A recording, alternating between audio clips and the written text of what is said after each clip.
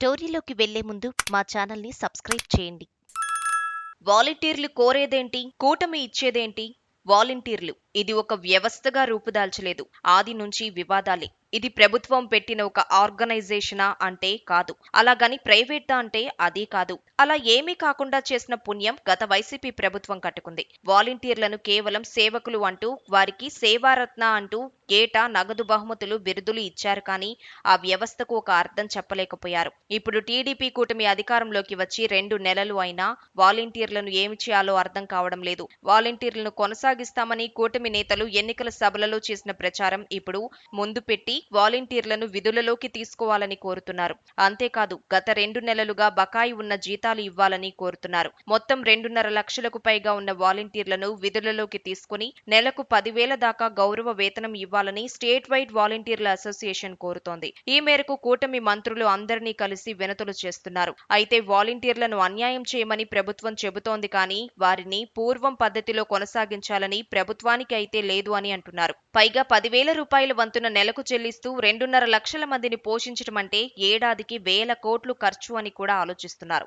ఇంతకీ వాలంటీర్లు చేసే పౌర సేవలు ప్రత్యేకంగా ఏమి ఉన్నాయో అవి సచివాలయ సిబ్బందితో కూడా చేయించుకోవచ్చు. మరి గత ప్రభుత్వం వారిని ఎందుకు కొనసాగించింది అంటే తమ రాజకీయం కోసం వాడుకోవడానికి అని ఒక వాదన ఉంది. దాంతోనే కూటమి సర్కార్ అలా చేయకూడదని భావిస్తోంది. పైగా ప్రతి 50 ఇళ్లకు వాలంటీర్లను పెట్టి ఎందుకు ఖర్చు భరించాలని కూడా ఉంది. ఈ విషయం అయితే స్పష్టంగా చెప్పలేకపోతున్నా వాలంటీర్లు అంటే ఒక అవ్యవస్థ అన్నది మాత్రం అంటున్న నేపథ్యం ఉంది. మరోవైపు ప్రజలు కూడా ఈ వ్యవస్థ కొనసాగించాలని ఏమీ అనటం లేదు. వృద్ధులకు పెన్షన్లు సక్రమంగా గత 2 నెలలుగా ప్రభుత్వం సచివాలయ సిబ్బంది ద్వారా చెల్లిస్తూ వచ్చింది. ఇక మీదట అదే విధానం కొనసాగుతుంది. మరి వాలంటీర్లను ఎలా సంతృప్తి పరచడం అన్నది పెద్ద ప్రశ్న. వారు 2.5 లక్షల మంది ఉన్నారు. వారి వెనుక 4 కుటుంబ సభ్యులు అనుకున్న 10 లక్షల మంది అవుతారు. ఇది బిగ్ నెంబర్ గానే ఉంది. దాంతో మంత్రులు కూడా ఏమీ చెప్పలేక తలో మాట చెబుతున్నారు. తాజాగా మంత్రి కొల్లు రవీంద్ర అయితే వాలంటీర్ల సేవలను తాము సక్రమంగా ఉపయోగించుకుంటామని చెప్పారు. గత ప్రభుత్వంలా కాకుండా వారికి సరైన ఉపాధి శిక్షణ ఇప్పిస్తామని అంటున్నారు. వాలంటీర్లకు స్కిల్ డెవలప్మెంట్ ద్వారా శిక్షణ ఇప్పిస్తామని, ఆ విధంగా వారికి జీవితంలో సక్రమంగా స్థిరపడేలా చర్యలు తీసుకుంటామని అన్నారు. అంటే వాలంటీర్లకు ఇదివరకు మాదిరిగా ఇంటింటికి తిరిగి పౌర సేవలు అందించే డ్యూటీ అయితే ఇవ్వరన్నమాట. అంతేకాదు వారికి శిక్షణ అంటే ముందు అక్కడ వారు తగిన తర్ఫీదు పొందాలన్నమాట.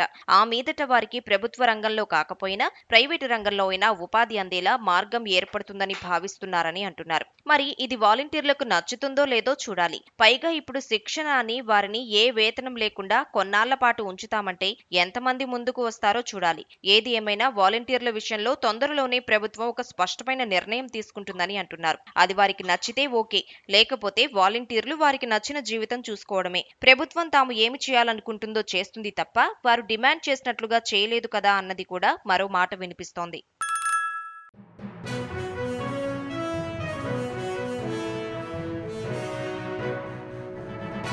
మీ ఊరికి సంబంధించిన సమస్యలను, ఇతర వార్తలను 9440486321 నెంబర్కు వాట్సాప్ ద్వారా వీడియోలను పంపగలరు. వాటిని మా తెలుగు టీవీలో ప్రసారం చేయటం జరుగుతుంది. మెరుగైన సమాజం కోసం మీతో మేము అడుగులు వేస్తాం.